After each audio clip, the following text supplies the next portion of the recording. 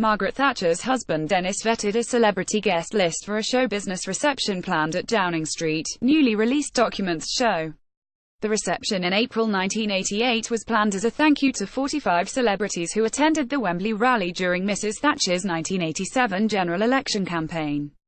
Mrs. Thatcher decided more guests were needed and a longer list of a possible 229 without spouses was drawn up, including some suggestions from former Culture Secretary John Whittingdale, then Political Secretary to the Prime Minister. He was not then the grizzled elder statesman of the present day, said Chris Collins, of the Margaret Thatcher Foundation. This was the young man whose evenings were spent watching Meatloaf at the Hammersmith Odeon. His idea of a good party was to invite Paul McCartney, Freddie Mercury, the Jaggers.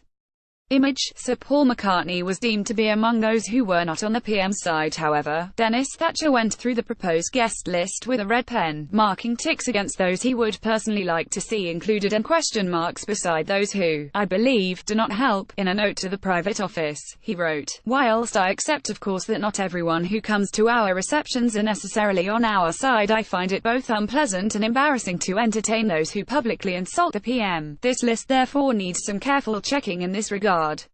Image. The celebrity guest list vetted by Denis Thatcher. He explained that more than one red tick means super person and a known friend and wonderful to have them here. His absolute favourite was comedian Eric Sykes, who got 4 ticks.